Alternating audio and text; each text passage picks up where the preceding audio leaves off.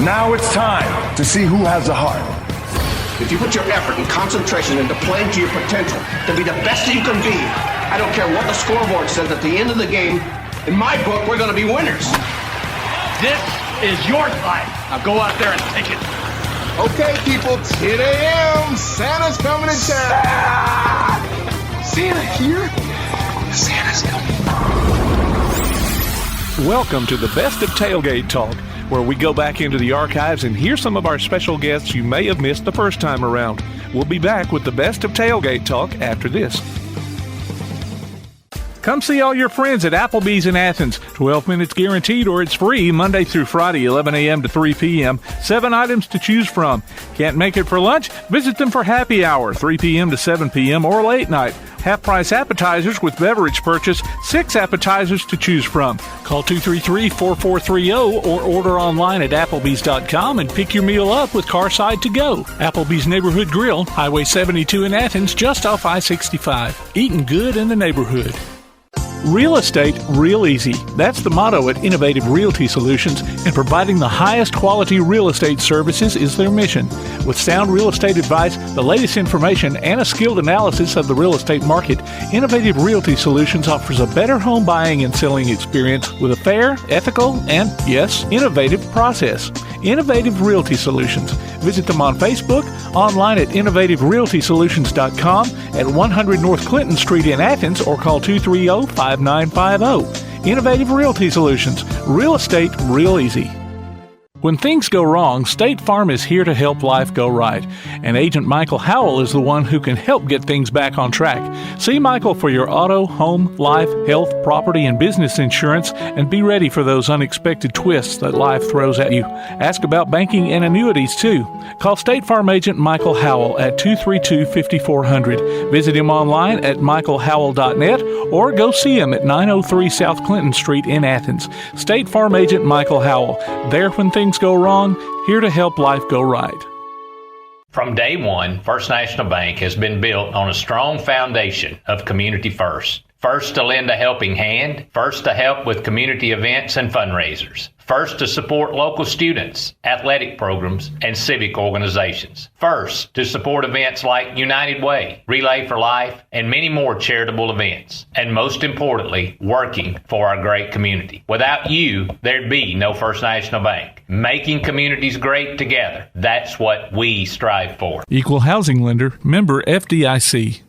The world is changing. The Tailgate Talk app has changed. It's got a new name and a new look. It's now known as PAS Plus, and it's your home for Applebee's Tailgate Talk, along with James Clement Sports and Calhoun Basketball. Change never hurt, huh? Look for the download links at pasnetwork.net or tailgatetalk.net. PAS Plus, Play Action Sports, plus a little extra. PAS Plus from Play Action Sports. Welcome to the first of 2 consecutive Best of Tailgate Talk episodes covering the holiday weekends. This week we go back to some earlier shows from this season. We start off with a segment featuring Gene Fruth and Jeff Idelson of Grassroots Baseball. Gene had just released her second Grassroots book featuring photos from Route 66, and it's actually the second visit we had with him since the first one was marred by a faulty phone connection. After that, we hear from Bobby Champagne, former UNA basketball coach and current director of basketball operations at the University of Houston, who was kind enough to step in for a cancellation at the time. Ray Scott, former NBA player and coach, made a return visit with us, and you'll hear that segment. We'll also hear from former NCAA and NFL coach Chris Carlisle about his book, Move or Die, Creating a Game Plan from Stuck to Significant, as well as thoughts on the subject. Then rounding out the show will be a talk from a couple years ago with Lauren Sisler, ESPN and SEC sportscaster and motivational speaker. Let's go ahead and announce our Applebee's Athlete of the Week. Congratulations to West Limestone's Kami Kinnemer. She picks up a gift card from the Athens Applebee's and a Tailgate Talk t-shirt. We've also got more hockey tickets to give away to more Howl with the Havoc winners. Congratulations to Matt Sims, Tanya Woody, Grayson Craig, Tina Hagermaker, Heath McDonald, and Robin Thompson, they have all picked up tickets to see the Huntsville Havoc in action later this season. If you'd like to enter nominations for the Athlete of the Week or enter your name for Howl with the Havoc, just go online to tailgatetalk.net. And remember, you can also check out the latest results by going to our website. Stay with us. The Best of Tailgate Talk will be back after this.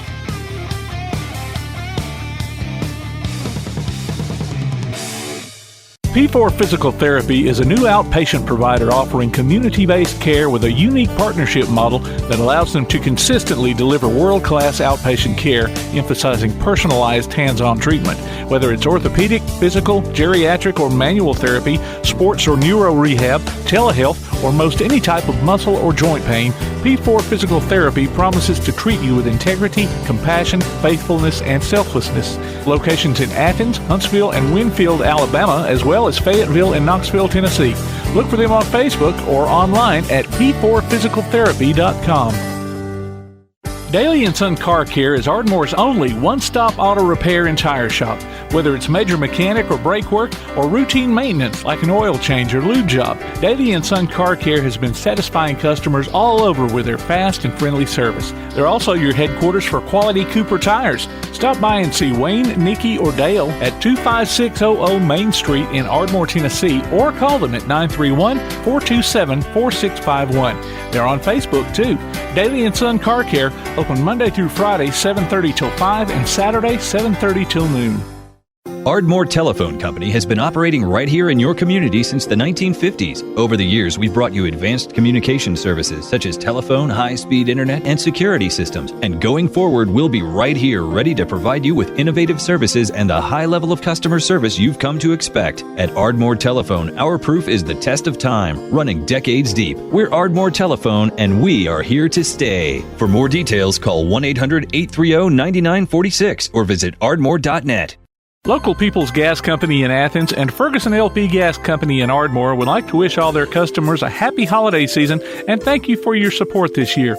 Remember, with Local People's Gas and Ferguson LP Gas, you always get the most value for your dollar, professional gas personnel who make safety a high priority, and you can always get in touch with them any day of the year at any time. Call Local People's Gas Company at 230-3600 or Ferguson LP Gas at 423-3320. Addiction can have a crippling effect on everyone involved, leading to health problems and behavioral disorders. SOAR Addiction Recovery can help with their comprehensive and confidential treatment. SOAR understands the heartache and pain of addiction and can empower you to re-engage in a meaningful life. If you or someone you know needs help, don't wait. Call SOAR Addiction Recovery. That's SOAR at 374-3858. Located at 30521 Ardmore Avenue in Ardmore. It's time for you to soar. Call now, 374-3858. SOAR Addiction Recovery. Want to howl with the Havoc this season? Now's your chance from Tailgate Talk and the Huntsville Havoc. Just go to tailgatetalk.net and register your name. Then listen to Tailgate Talk Saturday mornings at 10 as we announce the weekly winners of Huntsville Havoc tickets. Howl with the Havoc this season from the Huntsville Havoc, Tailgate Talk, and 1080 WKAC. Welcome back to the Best of Tailgate Talk on 1080 WKAC. Talk about the Grassroots. I had it going so good. And then I had to speak. Grassroots Baseball, Route 66, Gene Fruth and Jeff Idelson. Welcome back to the show, y'all. Well, thank you. I think you had it just right. There we go. Well, then I got to Grassroots and something just didn't come out right. So that's all right. So I got a quick question for Jeff. Jeff, you used to produce the home games for the Boston Red Sox a few years back. As a producer, did you stifle your talent? Did you put a box on their creativity and not allow them to be the talents that they truly are, or did you do like our producer and kind of limit us? That's pretty funny. No, I had a face for radio and I couldn't write, so producing was perfect for me. You know, I enjoyed it very much. I got to work with two great broadcasters, Ken Coleman and Joe Castiglione, and wow. You know, just the fact that I got to sit between those two guys, provide them with, you know, anecdotes and things to talk about jarred their memories during games was a lot of fun. Yeah, that's awesome. I don't think Tim feels the same about they're us. They're giving me a hard time because I've added some new little sound effects to my mixer here, and they just kind of started abusing their button-pushing privileges. Well, it was so funny. I had to turn them down. It was funny. Yeah. It was comedy relief. Comedy along with sports. Before we get on in this, Jeff, just talk about the loss of Jerry Remy to the Red Sox organization. Oh, he was a big part of their organization from the day that he got traded by the Angels to them way back in '79, I think it was, or '80. And, you know, the following that he developed as a broadcaster there really was incredible. And Boston's had their share of really great broadcasters over the year, but nobody connected. Nobody was more really a part of people's living rooms and homes and thoughts than Jerry Remy, and he'll be missed for a long time there. Yeah, I subscribe to MLB TV, and I watch a lot of Red Sox games, and just listening to him, it was just a joy to hear, and just hate for the loss for their network, because he was such a great pioneer of the game. Yeah, he sure was. I mean, it's a blue collar town, and he was a blue collar kind of player. It just resonated with people who love the Red Sox. Gene, I'm sorry. There we go. Gene, this. Oh, you're talking to Gene now. Yeah, I'm talking to Jay. Let's go talk to Jeff. We'll come back to Jeff. I got a question. Just get out of the way, Jeff. Yeah, I got a question. Yeah, hang on, Jeff. I got a question later about the president of the Negro Leagues baseball. Hall of Fame Museum, yes. So, but Gene, talk about this book. Some of the photographs we've got on this book right here is the book. It's not like tiny. It's like big photographs. Big, and I love that. You know, glossy. Both your books have been that way, and it's just, oh my gosh, I can't go on enough about it. Talk a little bit about the. Well, you know, as a photographer, having a book and seeing images that size is such a treat, because you know the whole world now is social media and Instagram, everybody looking at photos one by one, teeny tiny square on a cell phone. So opportunity to see images big and on a page and turn the pages and take your time instead of swipe. It feels good that books are still alive and well, especially photography books. And, you know, we just had such a nice success with it as we rolled it out and did our book signings across the country. And Grassroots Baseball Route 66 is the second book for me in the series. And this book tells the story of baseball, amateur baseball, all along Route 66, and all the Americana intertwined along Route 66 with the stories. And as you know, Route 66 goes through 8 states. It starts in downtown Chicago, ends in Santa Monica, California. Each state opens with a legend, a baseball legend, who tells his stories about what it was like growing up along Route 66 and his early days, in the game of baseball. Yeah, and you know, actually, you don't even need any words in this book. The pictures tell the story that you're looking at, and you can sit there and just, you know, whether it's a young person, you know, playing in a field with his buddies like we all did when we were young, or you know, playing, you know, regular Sandlot baseball games. Yeah, sandlot games, you know, where, you know, the bases are just whatever you find laying around. You know, run to the leaf, then go stand on that cardboard box as second, and the trash can's third, and, you know, but it really is incredible. So since Tom brought that up, and it is such a unique way in the book, the size of the book, is that something you wanted to do? Did the book company bring it up, or how did that come about? Great question. The publisher for the first book, I used the same publisher twice. The publisher presented this size because they did this book, this series of travel books, and they felt like these images were telling stories, kind of similar to their travel books. So they wanted it to be big and in that format, you know, and that's my job. My job is to have the image tell the story. Ideally, you know, good images don't need captions. You're able to show the same place and tell the story with the image. So that's the ultimate compliment. So thanks for saying it. It feels good to hear it, and, you know, that was the goal. Now, Gene, what is your favorite MLB team? Oh, that's a tough one. I grew up as a Mets fan. I grew up in New York, and my grandfather listened to Mets games on the radio, but we weren't that big of a baseball family back then, and then moved to Northern California, and I fell in love with the amateur game through my son playing the game. And, just really enjoyed those years. I was a coach. I was on Little League board. You coach baseball? Awesome. That's great. That is awesome. Yeah, it was great. Every year I asked my son, "Are you sure you want me to coach?" He's like, "My friends love it." That's great. Well, I guess so. Who wouldn't like to see a pretty coach every day get their practice? Yeah. I mean, I'm just saying, Gene.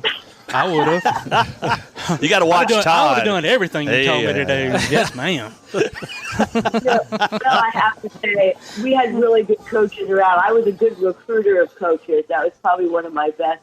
And everybody liked that I was taking pictures. So I think they kept me around. That does a lot. And see, I would get my wife to be the dugout mom, but she still coached more than I did. So let's bounce over to Jeff for a little bit. Jeff mentioned the topic.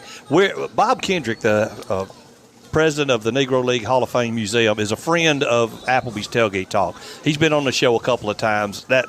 Do you two know each other? Oh, yeah. I've known Bob for an awful long time, back when he was the marketing guy there when Darryl Motley ran the place. And wow. We've had a long relationship, and what he's done there as president is really transforming. It's a great museum, and he's brought it to the next level. He sure has. He sure has. I don't know if either of y'all ever heard his podcast called Black Diamonds. Yes, he's my talented. Goodness. Yeah, he does a great job. We kind of figured y'all had crossed paths doing the jobs you had. You being the former president of the Baseball Hall of Fame Museum. Now, Jeff, is this the Darryl Motley who played with the Kansas City Royals? No, or Don Motley. I'm sorry. Darryl Motley was the Royals. Don Motley ran the museum. And okay. I got to know Bob a long time ago because we had a really strong relationship with Buck O'Neill, who served on a lot of our committees. And so Bob and I just crossed paths a lot. And once he became president, he just, like I said, taking that place to the next level. Sorry, they just delivered our appetizer, so we're trying to make room. We're making room. And got distracted by the food. I hope you can smell through radio waves. So, I don't even know. I'm sorry. Go ahead. Say that again, buddy.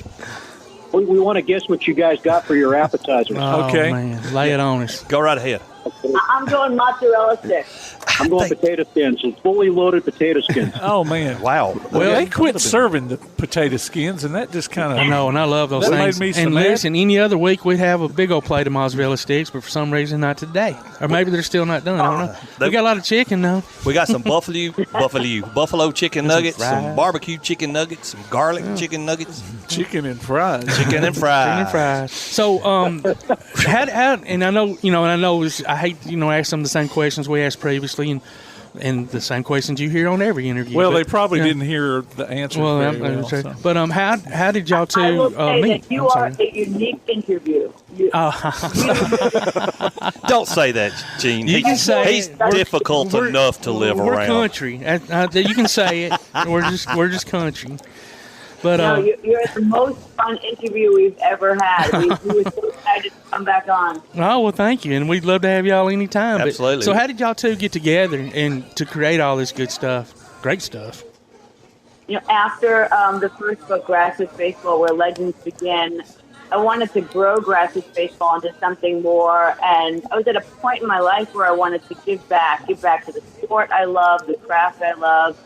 And so the idea was to turn Grassroots Baseball into a not-for-profit and give back to underprivileged communities, introduce the game of baseball at the youngest level, ideally give equipment out. And I reached out to Jeff, who announced his retirement at the Baseball Hall of Fame and Museum, and asked if he'd be interested in starting this not-for-profit for me. So we co-founded Grassroots Baseball, and our idea was to start along Route 66. It doesn't get more Americana than Route 66.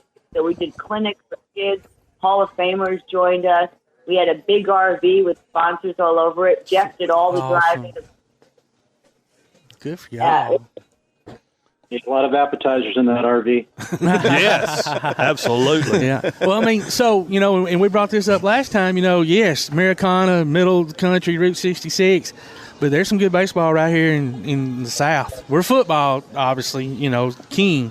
But I'd say, guys, when you think baseball is probably second. Yeah. To the Yeah. So anyway, my point is, y'all are more than welcome to come down here, and we'll treat you the best we can. And, Absolutely. I mean, especially during the Trash Panda season next year. Yeah. We talked about that last time. Yeah, definitely need to come see the Trash Pandas if you can.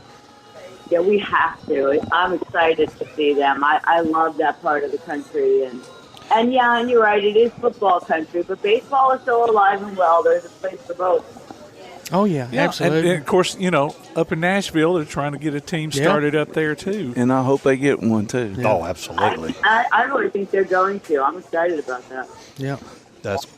If y'all make it down, we'll show you what, the name of the team is Rocket City Trash Pandas. Yep. So we'll be able to show you some of the reasons why Huntsville is called the Rocket City. We've got museums, the Space and Rocket Center, and stuff probably like that. the Trash Pandas too. And the Trash Pandas. Yeah.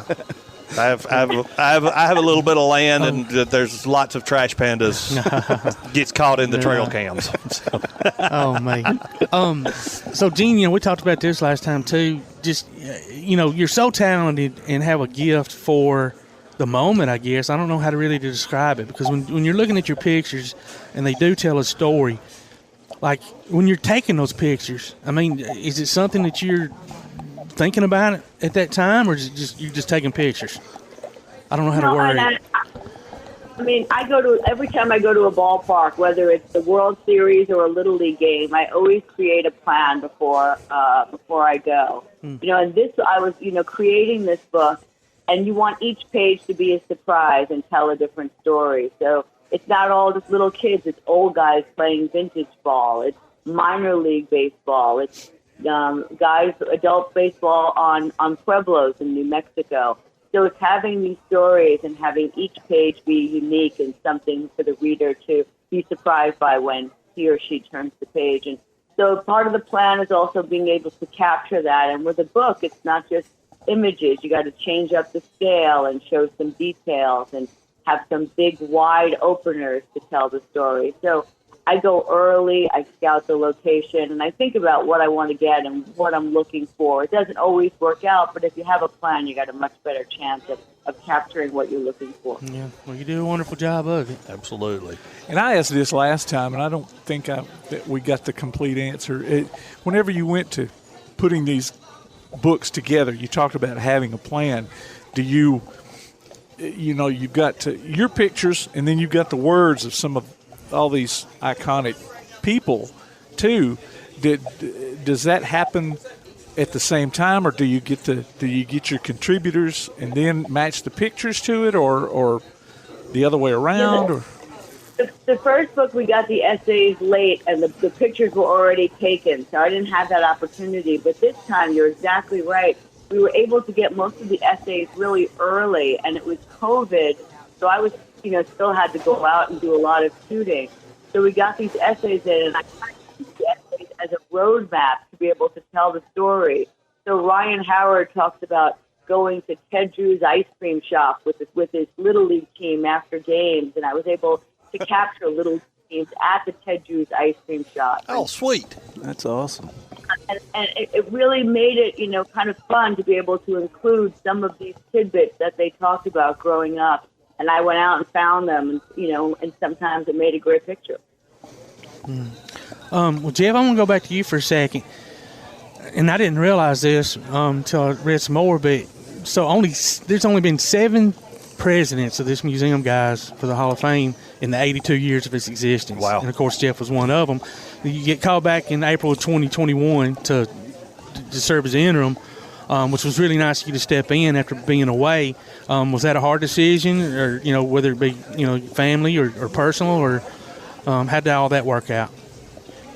It wasn't that hard a decision. I had spent 25 years in Cooperstown, and I certainly had a loyalty to the Hall of Fame, and they allowed me to do a lot of great things over a quarter century and be a part of something special. So I was sorry to see my successor leave during COVID, but step back in, I was happy to do so and transition so they found their next book, Josh Rowlich. Awesome. Well, you obviously did a wonderful job in those 25-plus interim years, and yep. I'm sure they miss you being around. Well, a couple of years ago, the Trash Pandas had that Trash Panda experience. Yeah. You did that. Pay a certain money, do some batting practice. Gene, you missed. I don't think the video I got. I don't know if you can photograph it, but the old man has still got a good swing.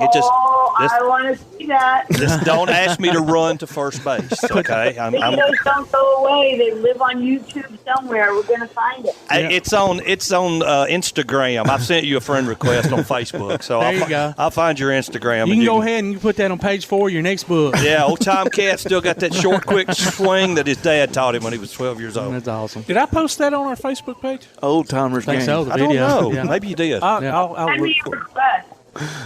Ma'am, say that again. We got to see that. We want to repost it. This thing needs to go viral. That's what I'm thinking. Yeah, they post Tom of swinging a bat and doing good at our age, and then they post me dropping drinks in the restaurant. There's not a lot of fair, balanced producing going on over here.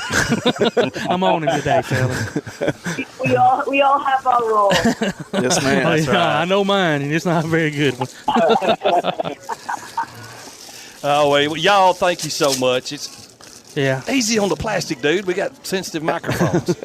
They just brought us some plasticware to eat our appetizers with. Y'all come see us. We would love to show you around. I'd probably even fire up the smoker and do a pork butt for you. Say what? We can't wait. I can't wait for next season. Those Trash Pandas are on our list. Let everybody know how they can get this lovely book that you have. Yep. Well, they can go right to our website, which is grassrootsbaseball.org, grassrootsbaseball.org. And if you order a book from our website, Gene will sign it, and there's no shipping costs involved. We'd love to get one in someone's hands. So just grassrootsbaseball.org. That sounds good. It does. I think I've got to get one of those. Yep. Gene and Jeff, thank you so much for joining us. It's been a great interview as always. So fun. What a pleasure. All right. Thanks, guys. Y'all Thank take you. care. Take care now. Take care. Bye-bye. Ladies and gentlemen, Gene Fruth, Jeff Idelson, grassrootsbaseball.org. The book is titled Grassroots Baseball Route 66. I got to get one of them, especially if he gets that autograph. First one. Did you? Yeah, get that autograph. It's time to take a break. Limestone Drug, located on the square in downtown Athens, is your local Health Mart pharmacy. As your local Health Mart pharmacy, Limestone Drug is locally owned and has a personal commitment to the community. Limestone Drug honors prescription drug plans, including Medicare. They accept flex spending cards and fill prescriptions in minutes, not hours. Limestone Drug knows there's nothing more important than your family's well-being. So shop Limestone Drug at 200 West Market Street in Athens. Your local Health Mart pharmacy. Limestone Drug, caring for you and about you. Your roof is the first line of defense for your home. Do you have water stains on your ceiling, paint peeling off your walls, shingles missing? It's probably time for you to get your free roof inspection. Locally owned and operated, licensed, and insured, Yellowhammer Roofing is the Yellowhammer State hometown team. Yellowhammer Roofing. Let our family protect what's most important to you, your family. 256-232-1933 or online at yellowhammerroofing.com. If you're looking for an alternative to the insane prices of buying furniture, appliances, and electronics outright, why not consider rent-to-own at Buddy's Home Furnishings in Athens? High quality at low prices. Top brands like GE, Maytag, Samsung, and Ashley. No credit approval and flexible payment options. See what you can take home today. Visit Buddy's Home Furnishings in Athens at 600 South Jefferson Street in the Athens Shopping Center. Go online to buddyrents.com or call 206-9505. Buddy's Home Furnishings. Here's Brittany Olson, owner of Balanced Boot Camp. I train at Athens Rec Center, and then I also train as a group fitness instructor at Elkmont's Rural Village. My class is special in that I know what it's like, 100 pounds overweight. So I set my class up for all fitness levels. We offer weightlifting, we do bar, we do yoga, we do HIIT. I always say I started out with the goal of keeping up with my kids, and now my kids have to keep up with me. Start the new year off right. Contact Brittany through the Balanced Boot Camp Facebook page for group or online fitness, meal plans, personal training, and more. Balanced Boot Camp, fitness for all. High school sports don't just happen. There's a ton of work that goes into every single athletic event. And we have our school's athletic director to thank for a lot of it. Thank you. For scheduling officials, so I can always play the game I love. For ordering quality athletic equipment. so I can stay safe on the field. For mentoring my coaches so they can be the best role models for me. For coordinating transportation, so I can get focused for the big game. For helping us develop character and learn lessons that will benefit us for the rest of our lives. Thank you to our AD for always creating a positive experience for us. We'll never forget it. From all of us at the NIAAA, thank you to every athletic administrator in Alabama for all you do to enrich the lives of your students. It does not go unnoticed. This message presented by the NIAAA, the National Interscholastic Athletic Administrators Association. Loose ball taken away. Warhawks have it. Nice little give and go. 2-on-1. Bucket is good.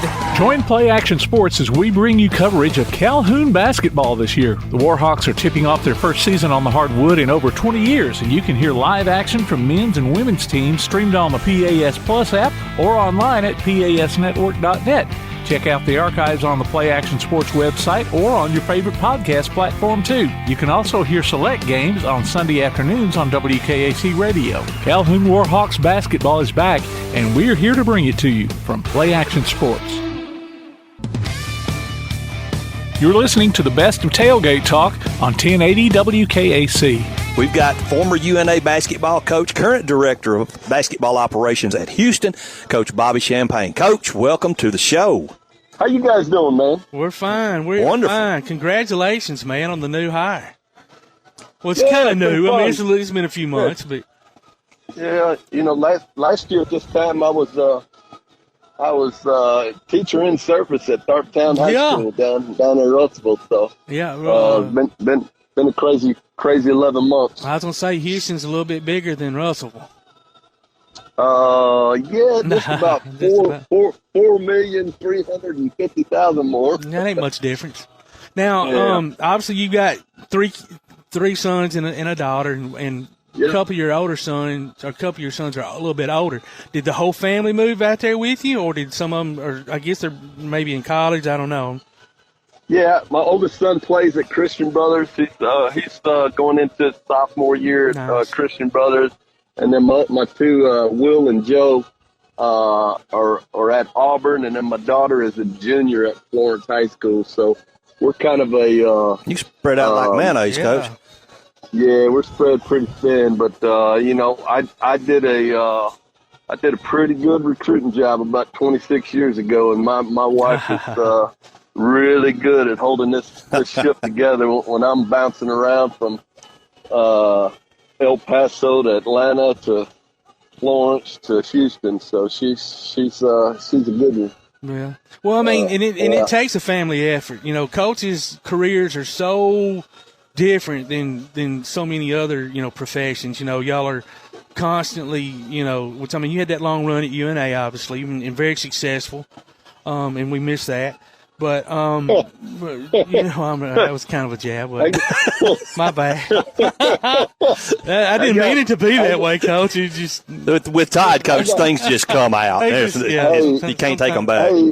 Hey, I got a couple guys you can call and ask them about that successful part, because that they would debate that. But anyhow, coaches' wives don't get enough credit.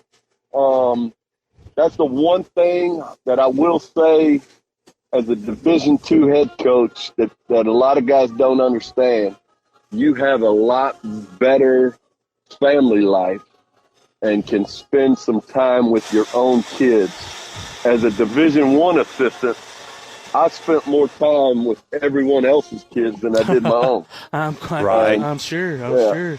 So it was nice. It was nice to be able to walk down the street to the elementary school and have lunch with my four kids at Kilby, and attend all their functions and things, and work the basketball schedule around my family events. So it's a different world at the Power 5 Division I. It's go. Well, and it's 356 days a year. Yeah, and especially there. I mean, congratulations on the success last year and in the last couple of years. And Coach Sampson has turned that program around. It's back to the days of success like Phi Slamma Jamma, and in those years, and just talk about. So obviously you have a history with Coach Sampson, Washington State, and Oklahoma. I mean, so here you are at Thorpetown coaching, whatever. So he just call you out of the blue one day and say, "Hey, you want to be my basketball director?" Or I mean, how did that take place? That's exactly how it took place. Coach and I have stayed in touch ever since I left him back in '96 or '97.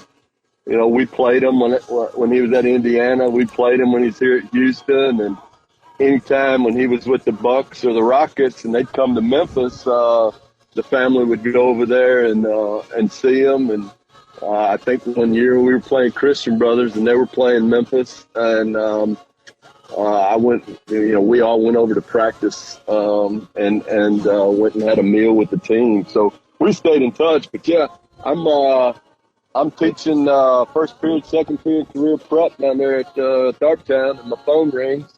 Well, it doesn't ring. It's on my watch because I had it on silent, and I see Kelvin Sampson on there. And I said, well, the school just started, practice about to start. Coaches just call and check up on me and give me a rundown on how good the team's going to be. And I was like, well, when I get a break, I'll give him a call. 15, 20 minutes later, he called back. And I said, man, something must be bad. Somebody got COVID, somebody got in a car accident, and, something for him to call like that. And I sent him a text, said, hey, can't talk, but I can text. And normally he would just text right back, and we'd carry on the conversation texting, but he didn't. So I was really worried that something was bad happening. And then another 15 minutes later, he called back again. And so I told all the kids, I said, hey, y'all do what you want to. I'm going to take this phone call. And stepped outside. And sure enough, his operations guy had taken a job with the Utah Jazz G League. And he offered me the job and told me, I needed to talk to Anna, my wife, and get it all squared away, but he needed to know something in the afternoon. And jeez, I said, we'll get that covered. And I called my wife and told her, I said, hey, Coach Sampson just offered me a job, and she wanted to know if I was leaving that night or tomorrow morning. So she had no problem with it. She was on board. That's awesome. That is awesome, man. Did you say school had just started? Or yeah, maybe for the day, maybe for the day, not the school year. Oh no! It was September. Yeah. It was the last week of September when I got offered a job. So, okay. When I got out here October 1st, I got to Houston October 1st. They had, I think they were practice number 2 or 3. I missed the first couple practices. So, it was, and fortunate for me, Mr. Moss, the principal there at Thorpetown, who was nice enough to give me a chance to coach and again. Was good enough to let me out of my contract to come here to Houston. I joke around. He told me he would lighten my course load and maybe next year be able to give me a little bit better stipend, but that was about all he could do. And, I told him the teaching was fine and the salary was fine, but I was looking at Houston's schedule, and Thanksgiving they were playing in the Maui Classic in Hawaii. Whoa! Yeah, so yes, if there was any way we could switch that Russellville Thanksgiving tournament to Gulf Shores, Alabama, I'd be more than happy to stick around. So, that's awesome. Yeah, good deal. Yeah, Russellville, Maui. I don't know. It's hard. That's a hard one to weigh out, Coach. Yeah. We'll be back with more of our Tailgate Talk conversation after this. Real estate, real easy. That's the motto at Innovative Realty Solutions, and providing the highest quality real estate services is their mission. With sound real estate advice, the latest information, and a skilled analysis of the real estate market, Innovative Realty Solutions offers a better home buying and selling experience with a fair, ethical, and, yes, innovative process. Innovative Realty Solutions. Visit them on Facebook, online at innovativerealtysolutions.com, at 100 North Clinton Street in Athens, or call 230-5950. Innovative Realty Solutions. Real estate, real easy. Ardmore Telephone Company has been operating right here in your community since the 1950s. Over the years, we've brought you advanced communication services such as telephone, high-speed internet, and security systems. And going forward, we'll be right here ready to provide you with innovative services and the high level of customer service you've come to expect. At Ardmore Telephone, our proof is the test of time, running decades deep. We're Ardmore Telephone, and we are here to stay. For more details, call 1-800-830-9946 or visit ardmore.net. P4 Physical Therapy is a new outpatient provider offering community-based care with a unique partnership model that allows them to consistently deliver world-class outpatient care, emphasizing personalized hands-on treatment. Whether it's orthopedic, physical, geriatric, or manual therapy, sports or neuro rehab, telehealth, or most any type of muscle or joint pain, P4 Physical Therapy promises to treat you with integrity, compassion, faithfulness, and selflessness. Locations in Athens, Huntsville, and Winfield, Alabama, as well as Fayetteville and Knoxville, Tennessee. Look for them on Facebook or online at p4physicaltherapy.com. When things go wrong, State Farm is here to help life go right. And Agent Michael Howell is the one who can help get things back on track. See Michael for your auto, home, life, health, property, and business insurance, and be ready for those unexpected twists that life throws at you. Ask about banking and annuities, too. Call State Farm Agent Michael Howell at 232-5400. Visit him online at michaelhowell.net or go see him at 903 South Clinton Street in Athens. State Farm Agent Michael Howell. There when things go wrong, here to help life go right. Come see all your friends at Applebee's in Athens. 12 minutes guaranteed or it's free Monday through Friday, 11 a.m. to 3 p.m. 7 items to choose from.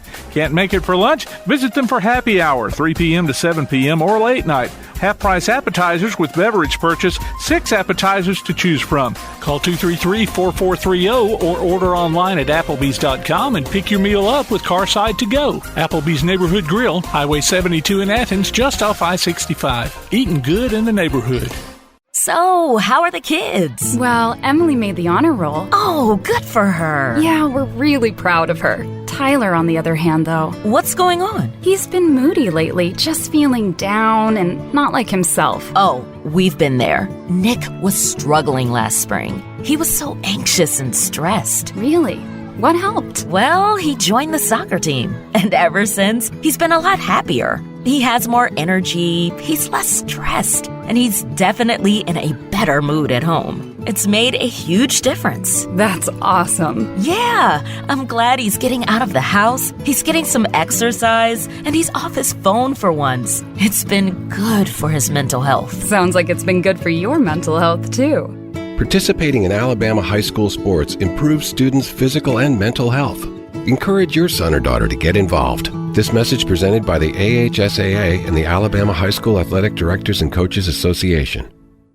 Be listening for Limestone County area high school basketball this season from Play Action Sports. Hear coverage of girls and boys action from ABS, Ardmore, Clements, East Limestone, Elkmont, James Clemens, Lindsay Lane, Tanner, and West Limestone online at pasnetwork.net on your Amazon Echo device or on your Play Action Sports app. Afterwards, you can download each game from the archives or stream it on demand. While you're there, check out our schedule of upcoming games. Limestone County area high school basketball from Play Action Sports. We continue with our conversation on the best of Tailgate Talk on 1080 WKAC. Share with us what exactly is the duties of the basketball operation. Thank you, Todd. Yeah, it's probably the hardest part of the job is scheduling games. It's a tough deal. We just maybe last week finished up and still kind of waiting on the contract, so I'm crossing my fingers that thing will come through. But scheduling at this level is tough. We've got 18 league games. Next year moving to the Big 12, and that's kind of up in the air exactly how the Big 12 is going to do the schedule with Texas and Oklahoma and the SEC challenge and that. So it is a little bit with teams changing conferences. We're changing with Cincinnati and Central Florida, but that's probably the biggest thing, getting that done. And then, when the season rolls around, just handling travel, hotels, meals, airlines. Oh, wow. Okay. Coordinating all that. That's huge, man. That's a lot of kids and staff, and oh my goodness, man. So, and you obviously got the Tide, the Alabama Crimson Tide schedule on December 10th. There, yep. Y'all, we barely beat Houston last year by 1 point at home. So I would argue that J.D. Davidson goaltended the shot, and that I knew that was coming up. You would probably have a good argument there, Coach. I watched it a bunch from a whole bunch of different angles, man, and obviously, if I'm sitting in Coach Oates' spot, I'm thinking, hey, it was a good block and move on. But hey, really the deal for me, not so much the goaltending. There was still 2 seconds on the clock. The ball went out of bounds. Yep. The ball went out of bounds, and they didn't stop the clock. And that was the thing the referees, I thought, should have reviewed. But them cats were getting out of there. And it took so long on the review. I remember watching it, and I remember thinking, regardless of what they call, they're going to put time back on the clock. I mean, I thought that's what they were looking at, was to see how much time was left. And then when they came out and threw them 2 arms up and their ball game's over, I knew we kind of walked out of there with a little something special. So that didn't mean y'all have to give it back to us. So, all right, we don't want that kind of hospitality when we come there. Yeah. About 3 weeks later, we're playing the game, and there was a questionable call, and referee standing right in front of Coach, and Coach looked at him. He said, "You had our game in Tuscaloosa, did you?" Oh my goodness! Yeah, it got a little heated. I'm sure it did. I'm sure it did. Now, have you ever had a job similar to this one before? Or, I mean, you've just been pretty much a coach this whole time, correct? Yeah, but back when I worked for Coach the first time, Washington State and Oklahoma, we didn't have as many guys on the staff. So as a third assistant, at that time it was restricted earnings.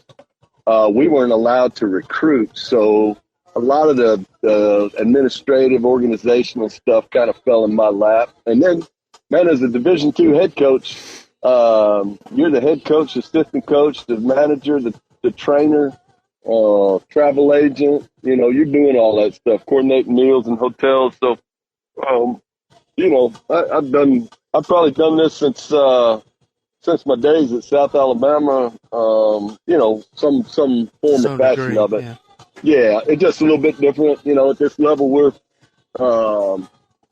hopping on a charter plane and getting buses, and we're not traveling in 16 passenger vans or anything like we did sometimes in the Deuce. I'm sure. Yeah, it's good though. It's good.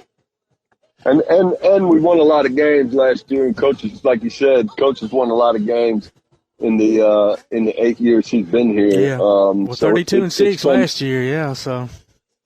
Yeah, which is just one less. Never mind. I'm not going to say. Coach, you've had. Go ahead. I'm sorry. Yeah. I'm sorry. Go ahead. That's totally off topic here. I was going to say you've had Alabama barbecue and now Texas barbecue. But what's your preference? Well, totally honest, I would go with the pulled pork in Alabama, but I'd go with the brisket in Texas. So good answer. Yeah, absolutely. I think I've heard that before. If you guys are coming to Houston for the Final Four or coming for the December 10th game, the Pit Room, Pinkertons, or Truth Barbecue, some good places to start. If you want to get a good meal. Okay, and so and thank you for bringing that up. And you can just send the tickets to Tim. He'll disperse them to me and Tom and the rest of the group. So yeah. And they don't have to be center court. Use your judgment. Yeah. The NCAA's gone to digital tickets, so if you just give me your PayPal account, there we go. I'll be more than happy to wire Section 306 to you.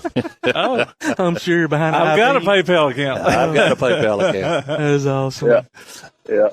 Awesome. Yeah.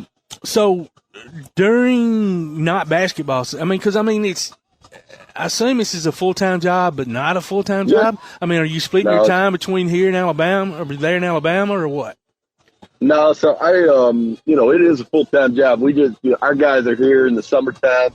We just got done with our summer workouts, go 8 weeks, and next we'll have 2 weeks off before school starts. So that's going. But yeah, I was able. My third son graduated from Florence, so at the end of May, I was able to go home for his graduation. Then 4th of July, went back for a little while. We do a big 4th of July deal in our neighborhood there in Florence, and maybe in August, into August, my daughter turns 16, so maybe I can get back for her birthday. But then it's once practice starts, man, it's full wide go. Open. Yeah.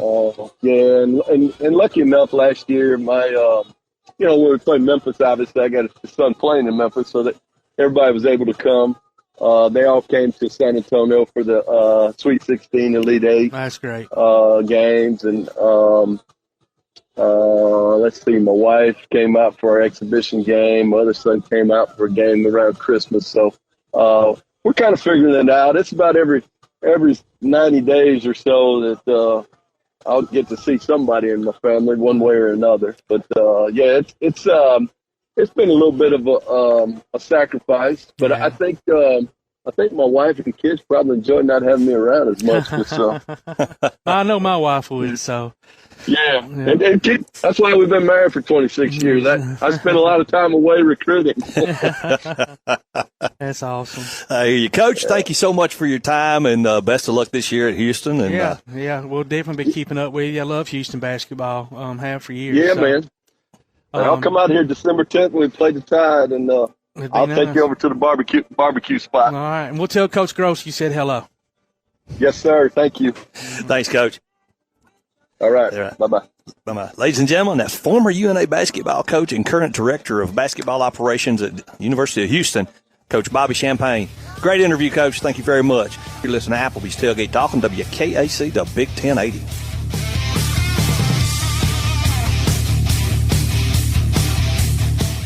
Ardmore Telephone Company has been operating right here in your community since the 1950s. Over the years, we've brought you advanced communication services such as telephone, high-speed internet, and security systems. And going forward, we'll be right here ready to provide you with innovative services and the high level of customer service you've come to expect. At Ardmore Telephone, our proof is the test of time, running decades deep. We're Ardmore Telephone, and we are here to stay. For more details, call 1-800-830-9946 or visit ardmore.net. From day one, First National Bank has been built on a strong foundation of community first. First to lend a helping hand, first to help with community events and fundraisers, first to support local students, athletic programs, and civic organizations, first to support events like United Way, Relay for Life, and many more charitable events, and most importantly, working for our great community. Without you, there'd be no First National Bank. Making communities great together, that's what we strive for. Equal housing lender, member FDIC. Here's Brittany Olson, owner of Balanced Boot Camp. I train at Athens Rec Center, and then I also train as a group fitness instructor at Iltmont's Rural Village. My class is special in that I know what it's like, 100 pounds overweight. So I set my class up for all fitness levels. We offer weightlifting, we do bar, we do yoga, we do HIIT. I always say I started out with the goal of keeping up with my kids, and now my kids have to keep up with me. Start the new year off right. Contact Brittany through the Balanced Boot Camp Facebook page for group or online fitness, meal plans, personal training, and more. Balanced Boot Camp, fitness for all. Daly & Son Car Care is Ardmore's only one-stop auto repair and tire shop. Whether it's major mechanic or brake work or routine maintenance like an oil change or lube job, Daly & Son Car Care has been satisfying customers all over with their fast and friendly service. They're also your headquarters for quality Cooper tires. Stop by and see Wayne, Nikki, or Dale at 25600 Main Street in Ardmore, Tennessee, or call them at 931-427-4651. They're on Facebook, too. Daly & Son Car Care, open Monday through Friday, 7:30 till 5, and Saturday, 7:30 till noon. Limestone Drug, located on the square in downtown Athens, is your local Health Mart pharmacy. As your local Health Mart pharmacy, Limestone Drug is locally owned and has a personal commitment to the community. Limestone Drug honors prescription drug plans, including Medicare. They accept flex spending cards and fill prescriptions in minutes, not hours. Limestone Drug knows there's nothing more important than your family's well-being. So shop Limestone Drug at 200 West Market Street in Athens, your local Health Mart pharmacy. Limestone Drug, caring for you and about you. Your roof is the first line of defense for your home. Do you have water stains on your ceiling, paint peeling off your walls, shingles missing? It's probably time for you to get your free roof inspection. Locally owned and operated, licensed, and insured, Yellowhammer Roofing is the Yellowhammer State hometown team. Yellowhammer Roofing. Let our family protect what's most important to you, your family. 256-232-1933 or online at yellowhammerroofing.com. The Bama Zach Memorial Scholarship has been set up to honor the legacy of Bama Zach Green, a huge fan of the Crimson Tide, along with Limestone County sports. The scholarship will go each year to a male and female athlete from Limestone County. Checks should be made out to Bama Zach Memorial Scholarship and can be sent in care of Garth Garris, 13833 Pinnacle Drive, Athens, Alabama, 35613. Donations can also be made in person at First State Bank of the South at 1319 Highway 72 East in Athens. Thank you for showing your support for local athletes by giving to the Bama Zach Memorial Scholarship. Keep up with Athens and Limestone County sports with a Play Action Sports Report. Look for it every Wednesday on your favorite podcast platform. The Play Action Sports Report. Scores, interviews, highlights, and more from school, youth, and amateur sports in Athens and Limestone County. The Play Action Sports Report every Wednesday on your favorite podcast platform or online at pasnetwork.net. Welcome back to the best of Tailgate Talk on 1080 WKAC. Our next special guest here on the special guest hotline segment, Mr. Ray Scott. He's been here before. So many accolades we want to give him, but I'm going to let you brag on yourself, Ray. Welcome back to the show. Thank you, my friend. It's good to be with you. Absolutely.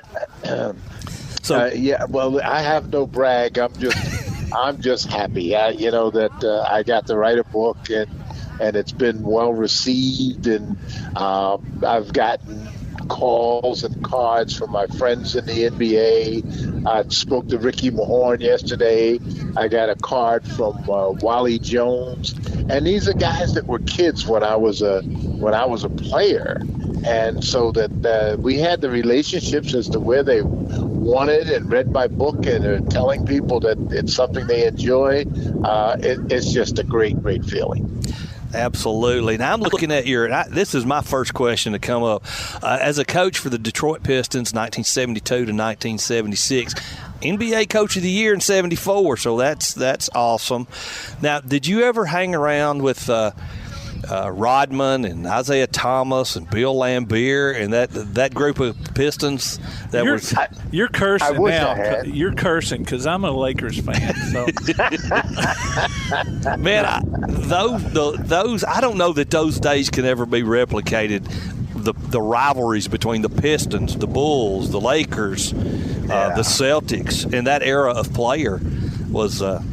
It was the Michael Jordan era. That was the inception of the Michael Jordan era because he succeeded the Bad Boys and the Pistons. But that group that we had, Rodman and Ricky and Laimbeer and Joey and Vinny. I mean, there was so many good players in town for the Pistons. And I would have preferred that they really had initiated a style of basketball that really would have spoken to their skill rather than their proclivity for being tough. Brutality is another word you could use for it. Well, I am a Piston in name, so I will be kind. There you go, buddy. There you go. But enough about those guys. Let's talk about Ray. Your playing career. How did it go? How did you get into coaching? I mean, the first African American Coach of the Year, dude. Good for you. I never got into coaching, to be quite honest. I played 11 years, and I always tell people I played with four of the greatest forwards in the history of the game, and Bailey Howell, Dave DeBusschere, Gus Johnson, and Dr. J. I played with all four of those forwards, and they're all in the Hall of Fame, and I am not. And I tell people a story. Think about this. If I was the other forward with all four of those guys, and forwards were coming to training camp, whose job were they out to get? Are you saying they're out to knock you out of a spot there, right? Yeah.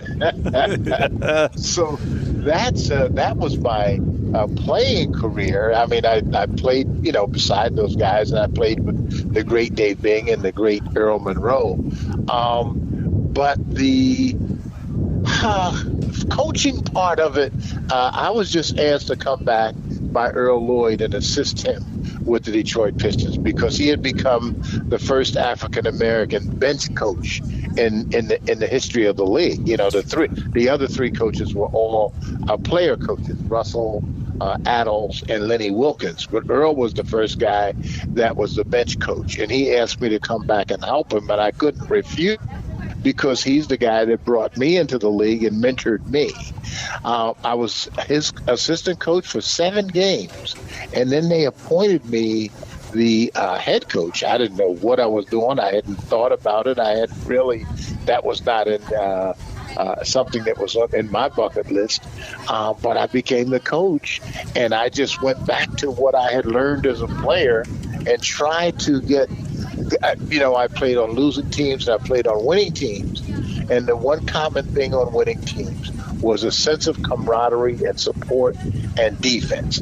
And that's what I tried to bring to the Pistons. And so they bought into it. And as long as they bought into it, I was coach of the year, and we won 50 games, and we were in the playoffs. But we hit that bugaboo that a lot of teams get hit with, and it's called money.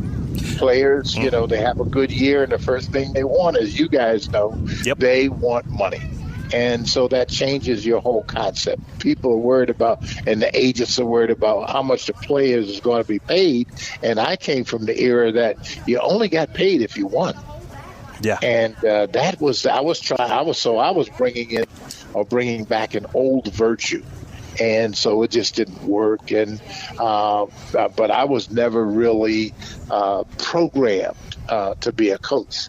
I was, I wanted to be a captain of industry, but it worked out, and I did receive an incredible award to me, and got to be a Piston for quite some time, and so I think I will live in Pistons lore.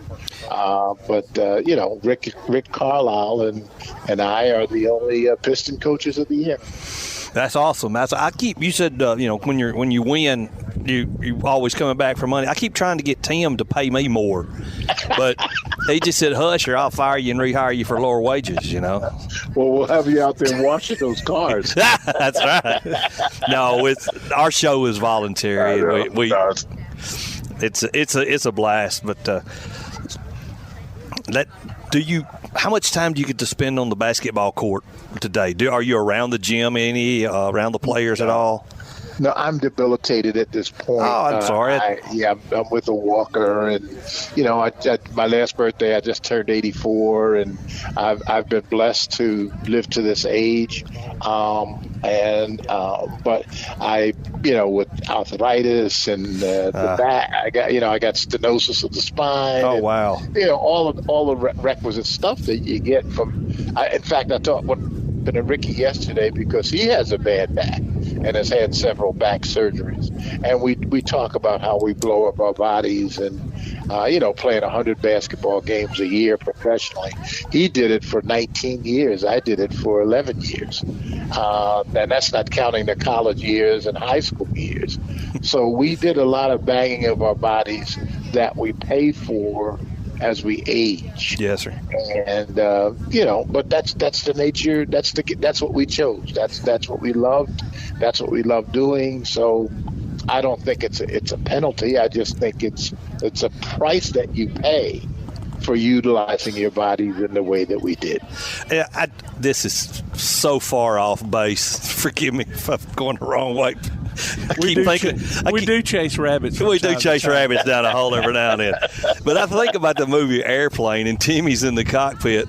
You're Kareem Abdul-Jabbar. No, son, I'm Captain Over. No, I know. My dad says you loaf half the time, but I think you're the greatest. He grabs the kid by the collar and says, "Listen, you tell your old man to drag Lambeer up and down the court and see how much he loafs." That's right. That's right. Well, I'm going to tell you. It was a great line. one of my great lines from basketball in a basketball movie is the Billy Crystal Spud Webb movie when Billy Crystal throws out, he's an official, and he throws out Kareem. He throws him out of the game. Yeah. And the people are yelling and screaming at him, and he's standing next to Spud Webb. And they're kind of looking eye to eye, and Billy Crystal says to him, "Only you understand." Well, we've gotten into movies already. He hadn't even started talking about the dude yet. But before we get into that, I was wondering how, and we may have gotten into this the last time we talked to you. You went from high school to the Allentown Jets. And then before you went to the college, NBA. yeah. Okay. Yeah. Oh, I mean, from college. Yeah, that's right. Yeah. And I can't. But you know what? That is a story because I actually was drafted out of the Eastern League, not college. I was not a college All-American. So I got a new name when I came to Detroit because I was not an All-American. So obviously no one had ever heard of me. And so my new name was Who's Ray Scott, not Ray Scott. Because everybody wanted to know, who is this guy? He's 6'9". He averaged 33 points in the Eastern League, but we don't know anything about him. He's not an All-American, or anything like that. So it was difficult in Detroit in those early years just to get recognition for, being a player because people had never heard about me. I didn't have the reputation. So that was a unique piece because when I was doing my research for the book with Charlie and we came up with all of the names that were coming into the NBA on a yearly basis, they were all All-Americans. And that's a pretty good group of people in the United States. Now, a lot of people today, when you guys talk to them, they don't recognize the players, the great players and All-Americans from those bygone eras. Yes. 1950, 1960. They don't recognize those guys, and it's sad. Because those guys were really great players when you're talking about Oscar and Wilt and Elgin and Russell. These are great players and that people really don't recognize for the greatness that they possessed. I don't know if the players today could play the game the same way you guys did. Under those rules. They certainly weren't changed. The rules would change and the game would change. I'm glad you recognize that it is a different game today because it is quite a different game, but it sells on television. It's a television game now. It's 3-point shots because, and that's how you attract women to the game. Taking long, crazy shots. Chicks dig the long ball. Yeah. But I think all sports change for television, in my opinion. In football, past the passing game. Yes, remember, I grew up under the running game. I was a Woody Hayes, Bo Schembechler guy. 3 yards in a cloud of dust. And now we go watch a football game, they're throwing the ball all over the place. Yes, sir. And so things change for entertainment and what they think. Bless you. Thank you, man. Ooh, that was a good one. That sounded like it. But high quality. But that's same thing with baseball. Babe Ruth changed the game of baseball. Hit the ball out of the park. From Ty Cobb stealing, and bunny and all that stuff. They changed the game from the fundamentals of baseball to the glory of baseball, which is hitting the ball out of the park. We have Bob Kendrick, who is the president of the Negro League Hall of Fame, comes on the show every now and then.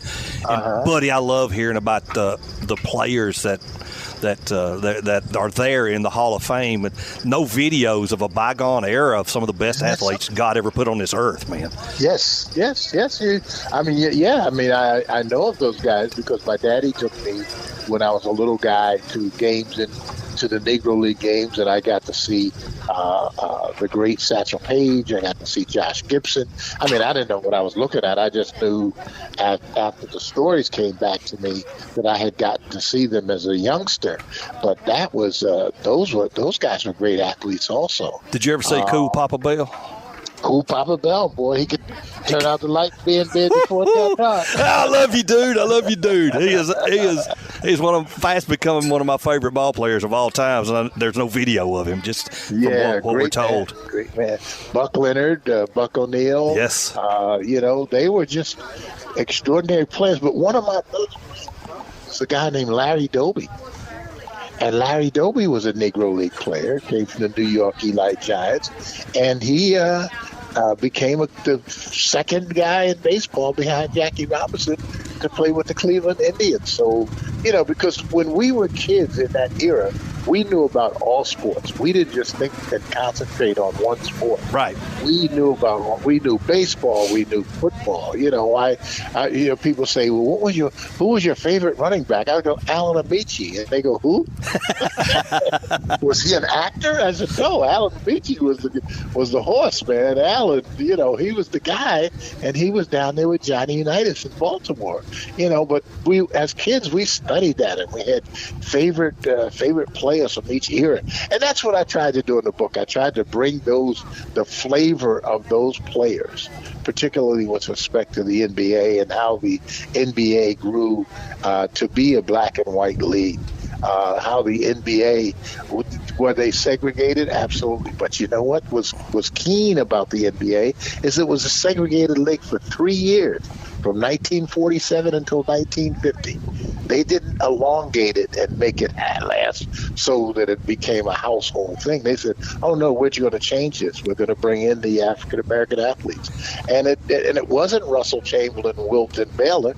It was Earl Lloyd with Washington, Sweetwater Clifton with New York, and Chuck Cooper with the Boston Celtics. And those were once they hit the court, all of a sudden, it became a rhythm of bringing in players and going out and getting the best players. And I believe that's what has really helped make the NBA. And I think that spirit even went around the world. But I'm sorry, you had a question. No, I just had a statement. I'd have to put Ray Scott in there along with those names of helping segregate the NBA and the games.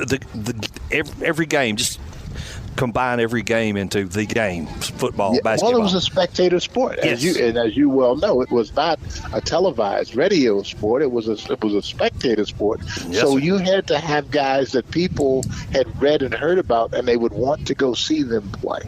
And that's what happened with the Big Four, with Russell Chamberlain and Wilt and Elgin Baylor. People wanted to see them play because they were fantastic players and they sold the game. But this is pre-television. Can you imagine what four guys like that would attract now? Oh, my goodness. Oh, you couldn't afford to pay them. No, sir. Oh, my goodness. Well, now, your book. Yes. Let's talk about the book. Title? The NBA in Black and White. Awesome. And it was my memoir. And the purpose of the book is to really memorialize players, great players, and what I think has become a great league. And look at how that league has come together since 1960, when John Fitzgerald Kennedy, our first cabinet president, said that he wanted to bring the Negroes forward and have them included in the American dream. And he sought to do that, and Lyndon Baines Johnson, our vice president out of Texas, put in the voting rights and civil rights, and then we had the Vietnam War. This is all in the 60s. And there were all of these assassinations of Dr. King and Bobby Kennedy, and Fitzgerald Kennedy, and Medgar Evers, Viola Liuzzo, Schwerner, Goodman, and Cheney. All of these things were going on. And I was a 22-year-old kid. I was just coming into my being as a man, and all going on in the 60s.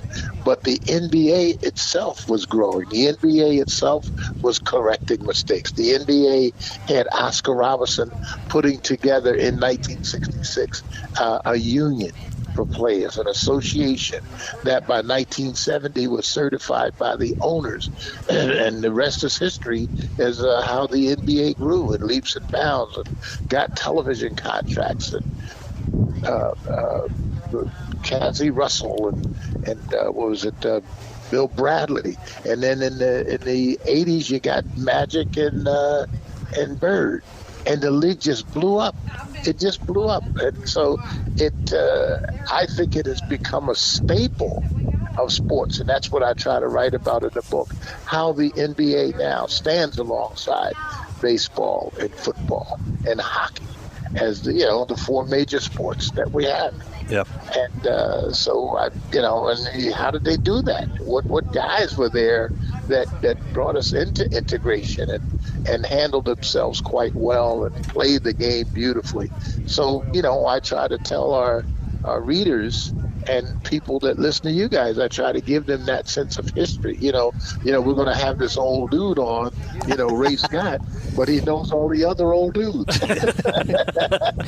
But before he was an old dude, he was a young dude playing the game. That's right. Absolutely. Absolutely. And I love to read these books about the early days of the NBA, playing in dance halls and yes, high school gyms and just wherever they could find a court.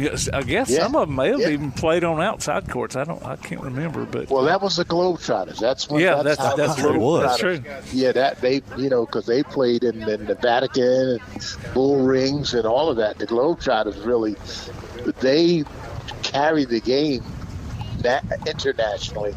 But our game as NBA players, you nailed it. We were playing in high school gyms. We were playing in wherever we could get a game if we couldn't get the national arenas. Because these arenas they were booked by promoters to have many events. So ice capades could knock us out of a game or playoff game because they're having an ice capades. Yeah. So yes, that happened. See, and as you say that tells me how well schooled you guys are. But most people don't know that. Yeah. Most people don't know that. And this same was true with the NFL. The players, we were talking about the money a while ago. Yep. You had players who had to work another job in the off season. Yep, that's right. To make money. Did that extend into your playing days too? I mean, absolutely. After my first 19, I was drafted in 61. In 63, I got a job with Carlisle Black Label. I sold beer in the off season. I sold beer, Carlisle Black Label. And I remember that. And I finally remember that because that's how I got to know Detroit up until when they had the riots. So when they had the riots in Detroit, it burned me out of business because when they burned down all of the stores, the beer and wine stores and stuff, it put me out of a job. Wow. Well, they could have sent you up into the stands during the timeouts to hawk some beer in the arena, though, I guess. I was a little busy. I was chasing a guy named Baylor or Pettit or Dalshays or Harrison. And then how is that for a nightmare of names, that you got to wake up in the morning and say, oh, who am I guarding tonight? Like Kareem said, tell your old man to drag Lambeer up and down the court every night. Drag those guys around. Yeah, that's correct. That's correct. All right, that's great. Well, Ray, thank you so much for time, man. We will NBA in black and white. Now, what is your? Have I missed your website? No, I don't have a website. I'm on Facebook. You're on Facebook, okay. Yes, I am on Facebook, and my book is my cover photo, so you can get the title of it. And it's always, the book is very accessible on Amazon, and it's accessible in bookstores like Barnes & Noble. But some of you that have your own personal bookstores, you can actually walk in and just order the book from 7 Stories Publishing, and they'll get it to you right away. Oh, that is great. That is great news. I'm looking at, I misspelled your name. I'm looking on Facebook for you, and I misspelled. Ray Scott. It's Ray Scott, but as long as you put a Y in there, it's good. But if you pull it up, it says the dude abides. On his. Yeah, that's right. We didn't get into that, did we? That's my man Lebowski. That's right, the big Lebowski. I am a Lebowski man. I'm a fan. Well, all I'm pulling up is there we go. Well, here we go. There's Ray Scott's picture, but that's on Applebee's Tailgate Talk. I'll find you right now. All I'm seeing is a white dude in a cowboy hat. It's a country music singer, but that's not you. So that's the fish fisherman. That's the fish. We'll keep scrolling, and we'll find you. Yeah. Well, mine usually comes with basketball. Okay, I'll just add basketball to the end of my search queue here. Well, Ray, thank you so much for joining us, man. Thank you, my friends. Thank you for having me, and you guys have a wonderful, wonderful weekend. You too, sir. God bless you. Thank you. Thank you, bud. Well. Okay. Bye-bye. Bye-bye. Ladies and gentlemen, Ray Scott on the special guest segment sponsored by Yellowhammer Roofing. And you're listening to Applebee's Tailgate Talk on WKAC, the Big 1080.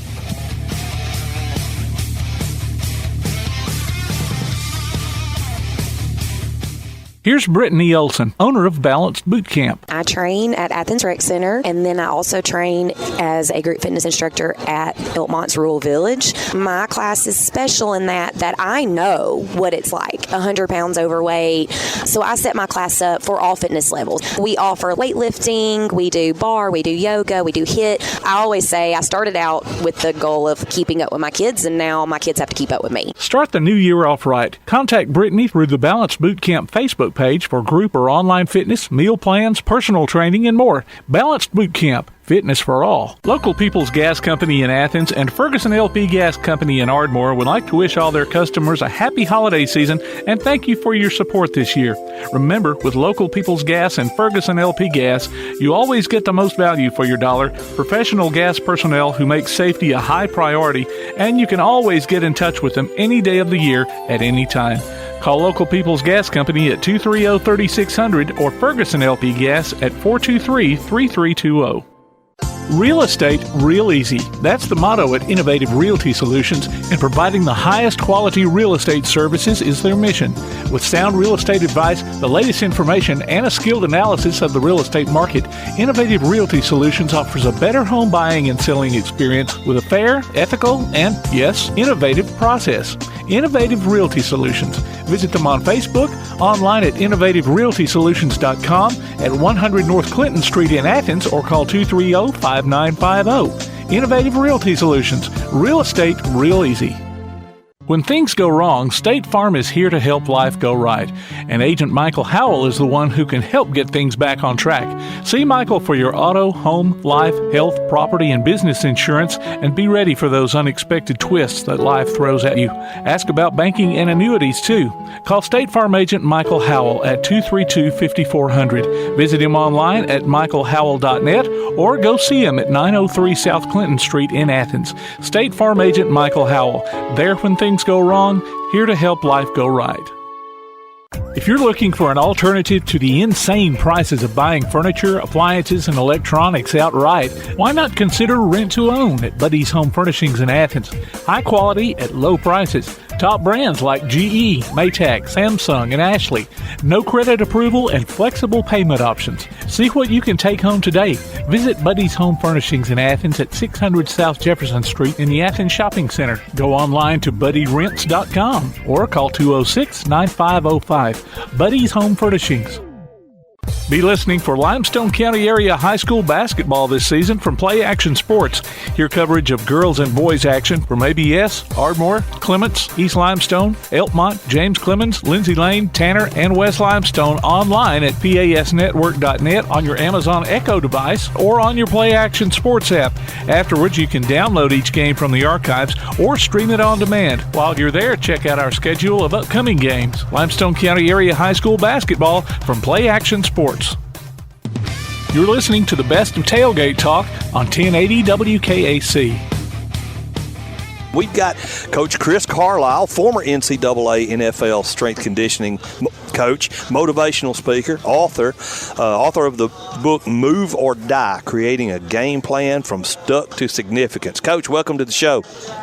Thanks, guys. Thank you for having me. I really appreciate the opportunity to speak to you and pass on my message. Well, I've been stuck a little bit lately, and I want to get to significance. So maybe you can give me some motivational speaking. You know, the strength and conditioning stuff. I'm 56, about to be 57. That's out the window. So it's all mental from here.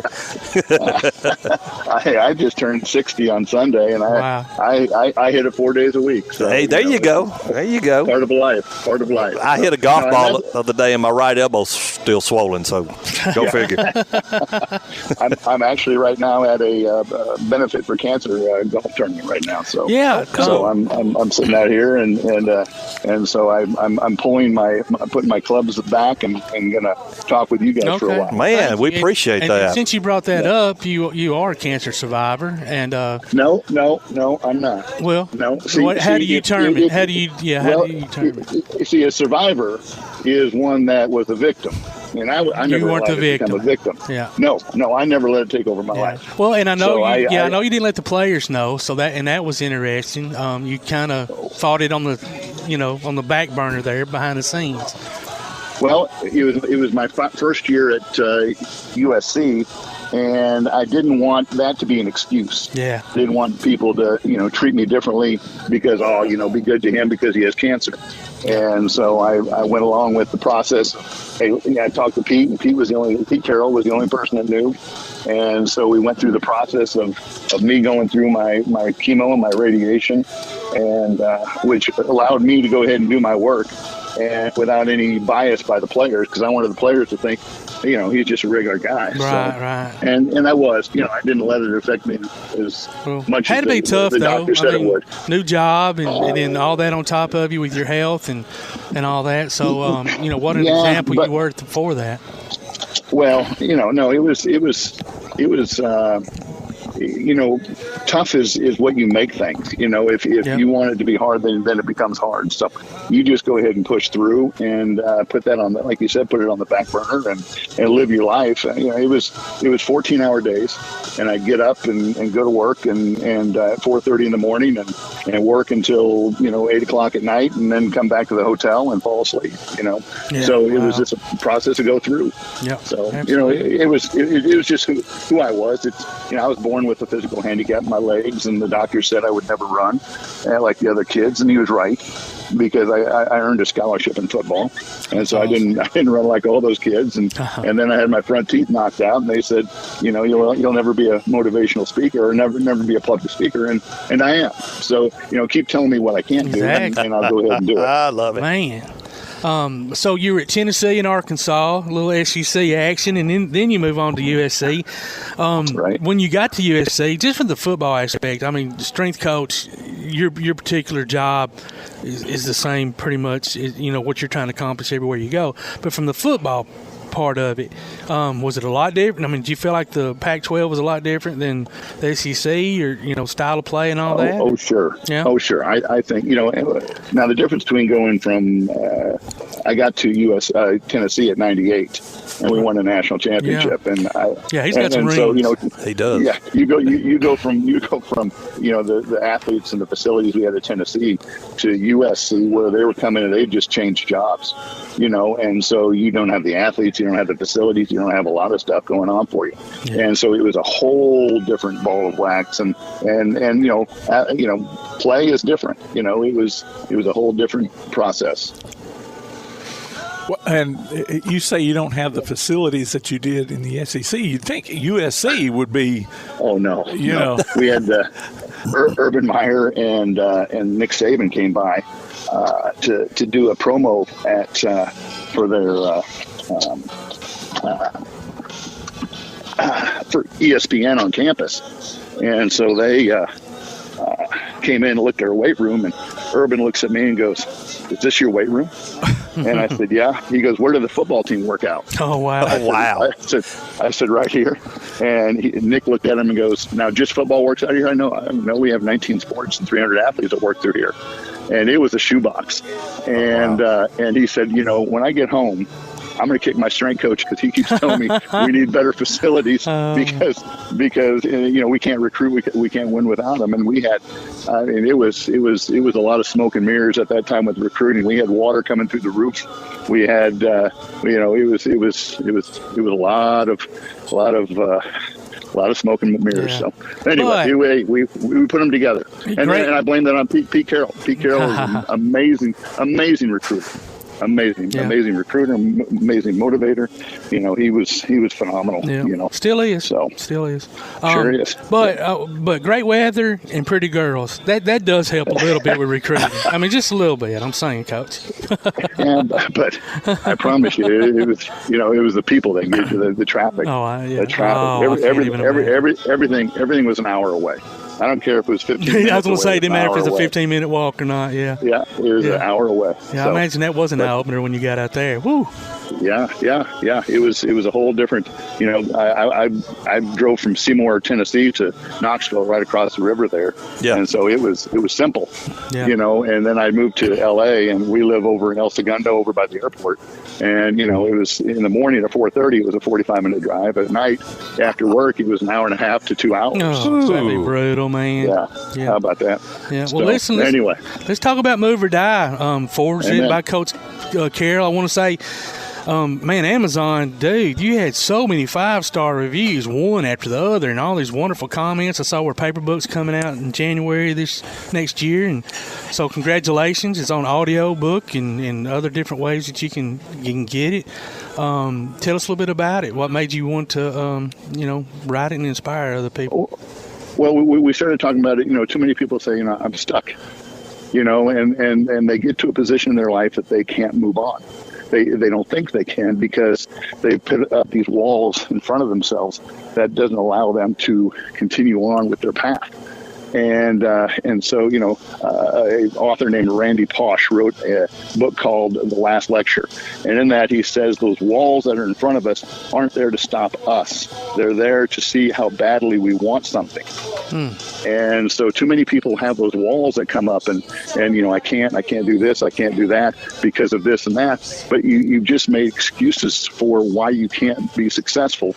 And so what I'm talking about in the book is different phases of a person's life. It goes all the way from the time when you get your first job and then to the next time when you go ahead and start developing your own ideas, and then all the way to the end where on Chapter 8 talks about leaving your mark. And that's my definition of success is what you do for yourself to become successful. My definition of significance is what you do to help other people become successful. And so, it was one of those things where I thought I was chasing, in my career, I thought I was chasing wins. And we'd won the Super Bowl in 2013, and 12 hours later, we're on the airplane ready to take off from New York. And I was working on the program that was coming up in April, and it was February. Now, my life ambition, when I was 8 years old, I told my buddy, I'm going to win a Super Bowl. So for 40 years, that was my goal.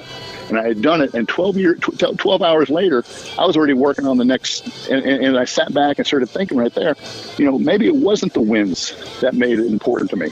And so I had to retool my mind where I was and where I wanted to be, and I figured out that football was only a vehicle that helped me, allowed me to help other people to become successful by accomplishing their dreams. And so, that opened a whole new attitude with me in that it's not about the wins, it's about the people I'm around. It's been something I've done my whole life. Yeah. Was help people to get better. As a strength coach, you're a friend, you're a psychologist probably to some degree. Sure. You've got all these different hats to help these players succeed. So, you already had a good base for all of that to begin with. Well, the strength coach is with the athletes more than any coach.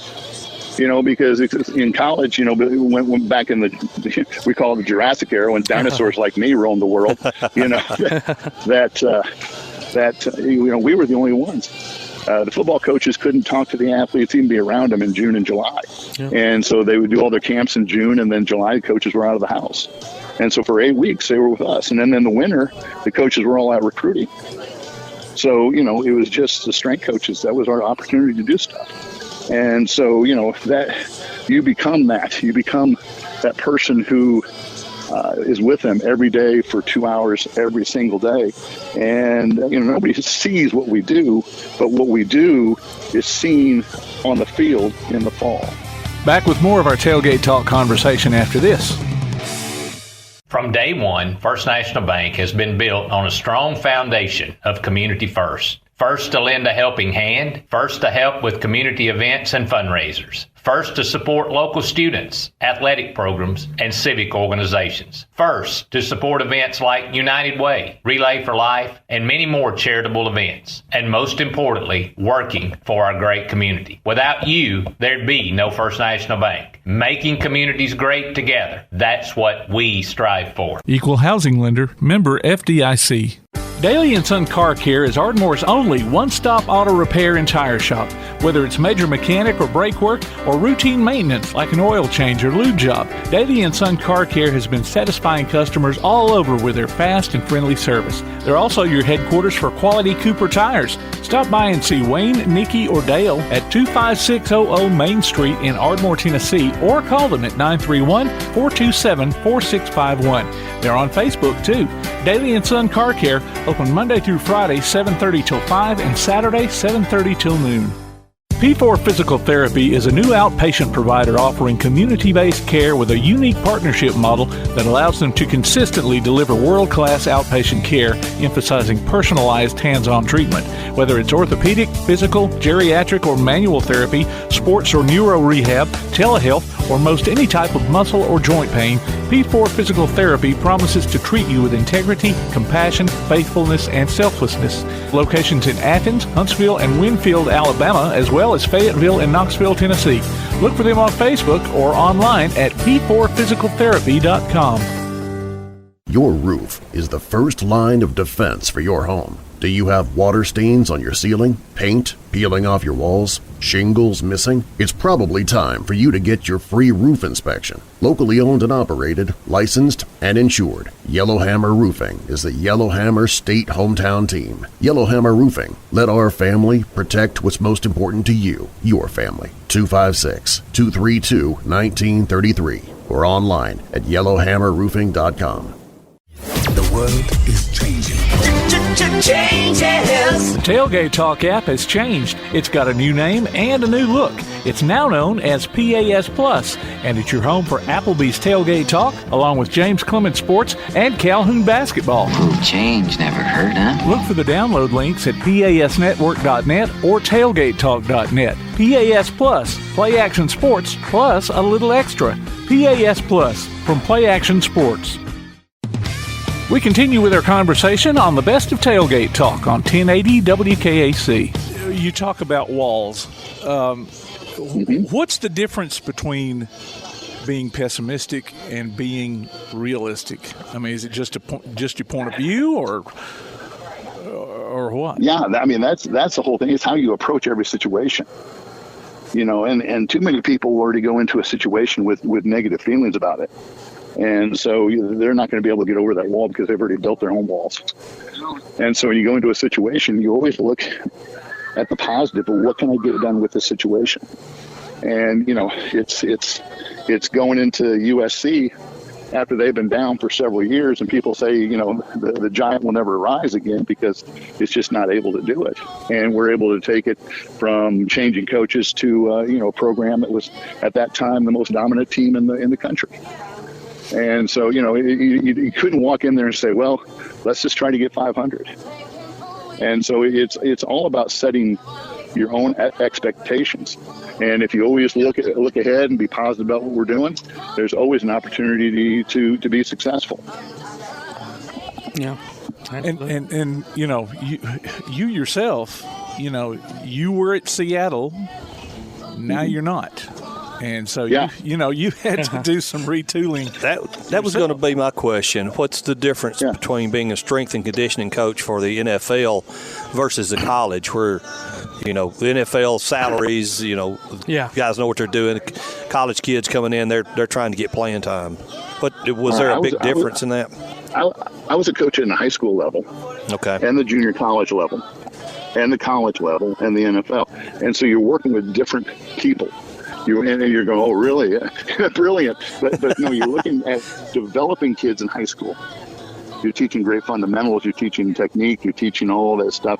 They're just getting into their growth cycles and stuff. And then you get them into college, and you have about a 2-year swing, their freshman and sophomore year, where you really, really develop the athlete. Then we found about their junior, senior year, physically, they're as strong as they need to be. There comes a point where some programs they train their athletes too much, and all of a sudden they start developing these huge refrigerators. And you know what a refrigerator is? Something sits in a corner and can't move. Exactly. I was just going to say, not very mobile. No, but that's the name of the game. You look at the combine, all they're doing is measuring how a person moves. I'm sorry, go ahead. Go ahead. And so when you get to the NFL, I'm dealing with people that are finished 22 years old all the way up to 35. So you're trying to control them and keep them on the right path. You're trying to keep guys able to go out there and play because statistics show the more starters that start, most games usually have the best records. Yeah. So it goes from developing to building to training to going ahead and maintaining. Maintaining, absolutely. So I've got this theory, Coach, and then you're going to poo-poo all over it, and that's fine because I'm it's just a dumb theory I've got. But through the years, obviously training and nutrition and all that is just blown up, right? These athletes have better opportunities now to be in the best shape of their lives. But at the same time, we see so many non-contact injuries. I've always wondered, is it because of too much muscle mass or too much training in the gym when they're making a cut, just to get catch a ball or whatever it might be, and their knee explodes or whatever? I mean, does that play any part into you seeing all these ACLs and MCI, all these things tearing, So, Sure. I mean, can you overtrain and the joints become where they can't really hold the body? It's funny how all those injuries were not as prevalent 10 years ago. Exactly. And then about 10 years ago, a little thing called sports science came to life. Mm-hmm. That they said there's a different way to do stuff, that you don't need to do as much. You need more recovery time. You need more rest time. You need to measure too many things. And so John Harbaugh from the Ravens said the players are not getting calloused anymore, which is to say they're not getting toughened up enough to go ahead and accomplish the things that they need to do. And so, this kind of counter what you're saying is we're not doing enough now. That's interesting. To prepare the athlete. All right. Then we have to make sure that when we're training the athlete, we did a whole group of mobility, flexibility, and stability development. You watch Alabama, and they lost two wide receivers in two successive games because of ACLs. To non-contact open field cutting. And then you watched the quarterback from the Jets yesterday. I don't know how bad his injury was, but he just made a cut and his knee went out. He's going to have surgery. I read that a while ago he came on there. Out 6 days. So, or 4 weeks. So it's one of those things that it's a lot of these guys aren't doing the work that needs to be done to prepare them to do what they need to do. That's interesting. And that's an old dinosaur. That's a dinosaur now. Now, I'm a big movement guy. I see training as speed, agility, power, endurance, and strength. Now, you look at 80% of that, speed, agility, power, and endurance, all that deals with movement, training the body to move more efficiently. All right. And then the 20% is strength. Well, too many weight programs now, you put 80% of their time on lifting weights and 20% on preparing the body to move efficiently. And so, in our program it was 80% of the time we're working on movement. And now we weren't in 9 years, I only had 5 500-pound benchers. And, we're playing guys like Ohio State, and they'd have 15 every year. Yeah. But we'd still beat them. I was going to say, because y'all could move. Yeah, because we moved more efficiently. But the thing was, we were strong enough. We were strong enough to go ahead and control the battle at the line of scrimmage. Y'all certainly were for a long time. Ain't no doubt about it. Yeah, some great teams. Great teams. Yeah, well, I was blessed to have those teams around. Like I said, in '97, I won a national championship at Trinity Valley and a junior college in Texas. Then I went to Tennessee, and we won in '98. I should have retired right then. You were on a roll, man. Yeah, I was 25-0, 2 national championships in a row. I should have wrote my book back then. But then you go through the process of continue to work things through. So. It's a process of developing athletes and training them to do what the coaches need to do best. Well, and you've done it very well for obviously for a long time. At the highest level. Yeah. Yes, sir. Well, I've been blessed. I've been blessed with the people that have put me in that position and allowed me to go ahead and do things that I've been able to do and to support me. And that's 90% of the thing is getting the support that I need. So, if we wanted to purchase one, where could the fella find your book? You can go to www.thecoachcarlisle.com and order it off my website and become part of the Move or Die family, or you can go on Amazon and get it off Amazon. So both are opportunities to do it. And that's thecoachcarlisle.com, right? Yes, yeah, www.thecoachcarlisle.com. And for ladies and gentlemen who's listening, that's Carlisle. Is that accurate? LE, yes. All right. Now, being a motivational speaker, I'm going to step out and say that you will go and talk to groups from high school all the way to corporate, Yeah, and that's what I'm busy with right now. I'm speaking to teams, I'm speaking to corporate individuals, I'm speaking to banks, Nike, all the corporations around. And that's so awesome. It's a great time. I enjoy what I'm doing and having fun with it. You've got some other books out too. No, that's it right now. Is it? Okay. That's it. I was thinking That's that it. you had written some like strength conditioning type things. Not yet. No, I was actually writing a book on training until then I wrote this book. Okay. We get it. Yeah. So well, that's awesome. But Congratulations, we're in the process. Well, I appreciate that, guys. I appreciate you spending the time with me and letting me be on your show here. Well, I tell you what, I've got Callaways in the bag, so I'll let you go back to hit your golf clubs. And all right. Thank you, Coach, for joining us. Yeah, we appreciate it. I appreciate you guys. You have a great day now, okay? Absolutely. Right. You too, care. sir. Bless you guys. Thank you. All right, bye. Well, ladies and gentlemen, that was Coach Chris Carlisle. He'd love to talk football, especially T. Martin and the volunteer days. That'd be pretty cool. But it's time to take a break. You're listening to Applebee's Tailgate Talk on WKAC, the Big 1080. If you're looking for an alternative to the insane prices of buying furniture, appliances, and electronics outright, why not consider rent-to-own at Buddy's Home Furnishings in Athens? High quality at low prices. Top brands like GE, Maytag, Samsung, and Ashley. No credit approval and flexible payment options. See what you can take home today. Visit Buddy's Home Furnishings in Athens at 600 South Jefferson Street in the Athens Shopping Center. Go online to buddyrents.com or call 206-9505. Buddy's Home Furnishings. Addiction can have a crippling effect on everyone involved, leading to health problems and behavioral disorders. SOAR Addiction Recovery can help with their comprehensive and confidential treatment. SOAR understands the heartache and pain of addiction and can empower you to re-engage in a meaningful life. If you or someone you know needs help, don't wait. Call SOAR Addiction Recovery. That's SOAR at 374-3858. Located at 30521 Ardmore Avenue in Ardmore. It's time for you to soar. Call now, 374-3858. SOAR Addiction Recovery. The Bama Zach Memorial Scholarship has been set up to honor the legacy of Bama Zach Green, a huge fan of the Crimson Tide, along with Limestone County sports. The scholarship will go each year to a male and female athlete from Limestone County. Checks should be made out to Bama Zach Memorial Scholarship and can be sent in care of Garth Garris, 13833 Pinnacle Drive, Athens, Alabama, 35613. Donations can also be made in person at First State Bank of the South at 1319 Highway 72 East in Athens. Thank you for showing your support for local athletes by giving to the Bama Zach Memorial Scholarship. Need custom screen printing or other promotional products? Got You Covered Screen Printing and More in Athens is, well, got you covered. Screen printing, promotional items, stickers, graphic design, vinyl for signs and garments, and other customized products. They also offer local pickup and delivery services, rush orders, volume discounts, and can customize any project to meet your needs. Got You Covered guarantees to get the job done and will work hard to make sure you're completely satisfied. Call today, 444-4500, or stop by and see them at 800 Highway 72 West, Suite K in Athens. Got You Covered Screen. I'll never forget the day I decided to go out for the football team.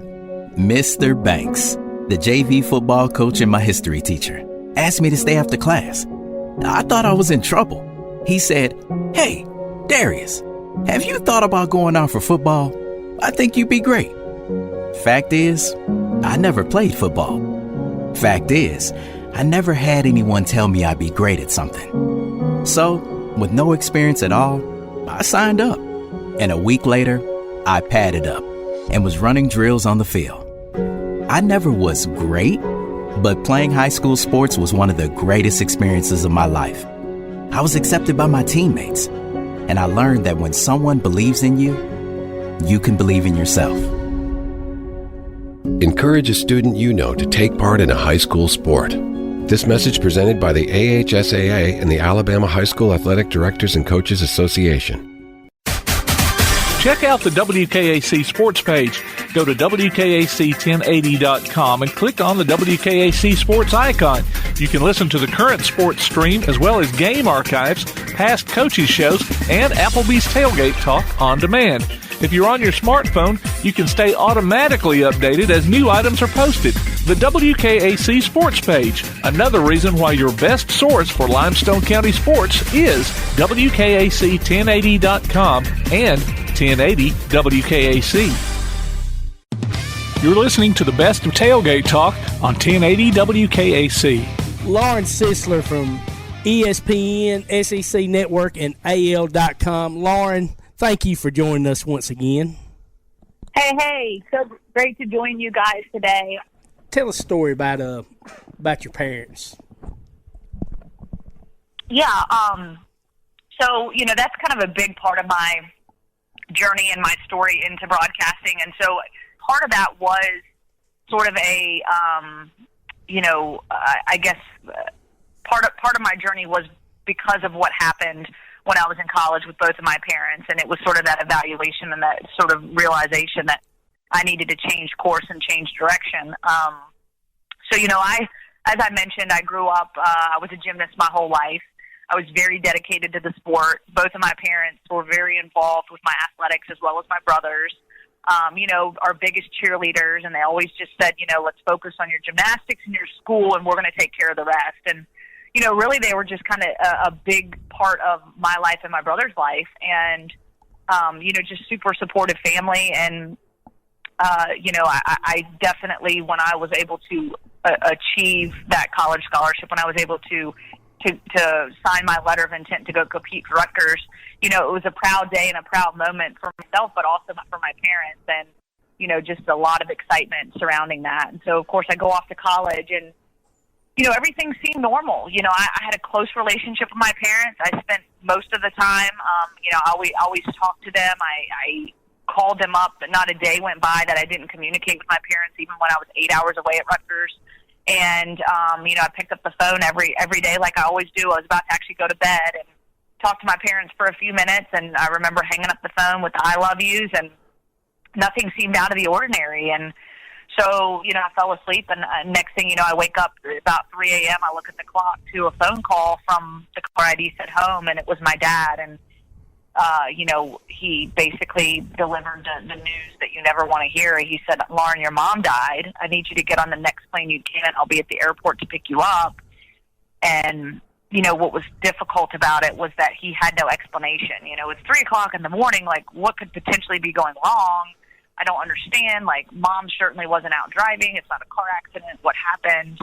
And he just said he couldn't explain it, and he would, we'd talk more when I got home. And so I got on that plane, and I got home to my, to Roanoke, Virginia. That's where I flew into, and I remember running outside looking for my dad, and he was nowhere to be found, and instead it was my uncle and my cousin who were there to pick me up. And in that moment, I'm thinking, okay, my dad's probably just taking care of things. Everything's going to be okay.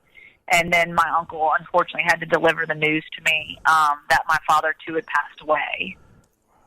And, it's just news that you just never expect to hear. I mean, obviously, there's always that thought in the back of your head, something happens to one of your parents, but you always expect the other one to be there. And I think that was the hardest part for me, is just not having that support and not understanding ultimately what happened. But, we would later learn, months later, after autopsy reports were conducted and the toxicology reports, that both my parents had overdosed from prescription drugs that they had been prescribed from their pain management doctor. And so they had been going to a pain management doctor for chronic pain, both of them, experiencing chronic pain in different facets, and basically they had become reliant on that prescription medication to help them get through their day-to-day routine and to help them to function and to feel somewhat good. And unfortunately, they began abusing that medication because it's highly addictive. And unfortunately, that's sort of what kind of led them down that dark path to a very tragic ending. Now, did this doctor not have any kind of clue what was going on? Well, and I think that's the one question we as a family have asked ourselves, and really, would love to ask the doctor. I think this happened back in 2003, and so pain management was very new. It was kind of a new way of treatment, and my mom had just had a couple surgeries, neck fusions, and so she was recommended to this place by someone she talked to, and so she started going to this doctor, and then my dad. And I think that the hardest part, and this is what I explain to people, is that I think that we as a society have a perception of what we think a drug addict looks like. Yeah. And my parents didn't look like what society draws up as a drug addict.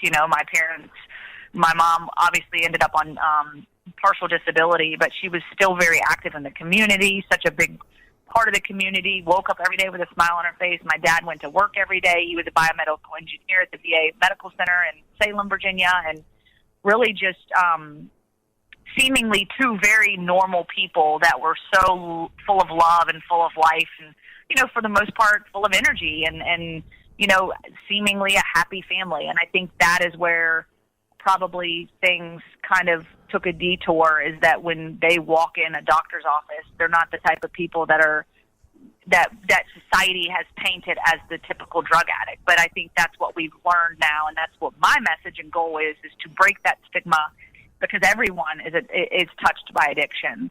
There's not a single person that I know that doesn't know someone that has been impacted by addiction. It's everywhere, and it's becoming an even more prevalent problem right now in the middle of this pandemic because of the isolation and because of everyone having to sort of isolate themselves from others, and that really can be a catalyst for addiction. And most people that are in recovery and that have suffered from addiction will tell you that isolation can be their own worst enemy. Yeah. And I think that's where it's so important for people to be educated, because I think that's the one question I get. Did you have any idea that your parents were abusing their medication? And now looking back, now that I understand addiction, I do remember certain things that kind of pointed to them possibly having issues where, my dad would fall asleep at the drop of a hat. We would sit down on the couch on a Sunday after church, and literally he would just fall asleep within 5 minutes. And I was just like, well, he's had a long week at work. He's tired. Like, that's normal. But what I didn't realize is that, the medication, because both of them were taking OxyContin, and then my mom was prescribed fentanyl to try to help manage that, because that's more of a time-release medication. But, that's typically given to terminally ill patients. Neither of my parents were terminally ill. And not to mention, they were getting a 90-day supply of OxyContin in the mail. So, I mean, nowadays, when you go to a doctor, and this is kind of a thing that I remind people is, to sort of talk to your doctor about it. And if you're getting a prescription for something beyond, let's just say you have to go in for a small procedure or whatever it may be, you should be getting a very small dosage of that medication up front, and then, hey, let's reevaluate in 5 or 10 days. And if you need more, or if we need to figure out your dosages and change that. But I think that the days of doctors prescribing, 30 days at a time, or 60 or 90 days, are hopefully gone at this point, because it's so easy to get caught up in that. And I know so many people that say, I would never abuse medication. I don't feel that I need it, but everyone responds differently to it. And for me, opioid drugs make me extremely sick. I can't take anything with codeine in it without being in the bathroom, throwing up my breakfast. Sorry for the graphic explanation there. But I'm allergic to codeine too. On the flip side, there are so many people that experience that euphoria and that feeling of, oh my gosh, like my pain is gone. I want to feel this for the rest of my life. But the problem is there's consequences to that. And, I think that's sort of what we have to educate people on, is to understand, what's too much and what's enough, and what are some other coping mechanisms to help with the pain, instead of just immediately saying, I need that prescription drug. That's the only thing that's going to help me get through this. Absolutely. Well, Lauren, we could talk to you all day, but we appreciate you coming on and especially talking about this. And we hopefully, if there's somebody out there that's having issues with that, hopefully your message right there will help them. And if they're having problems, they can seek help, for that. Absolutely. Definitely, I'm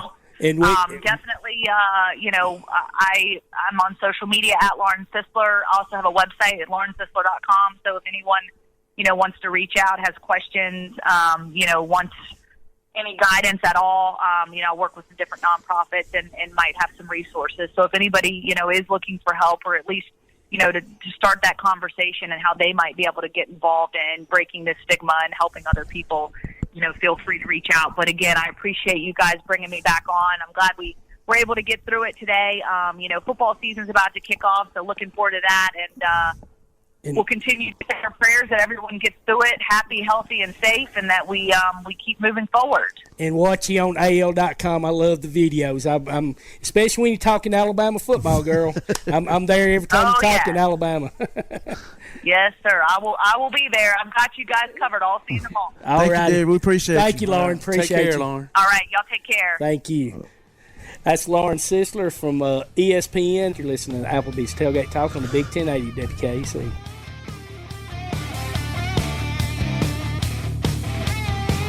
You've been listening to the best of Tailgate Talk. You can hear the archive of this and other shows online at tailgatetalk.net. Join us next Saturday at 10 a.m. Applebee's Tailgate Talk is a production of Play Action Sports on 1080 WKAC.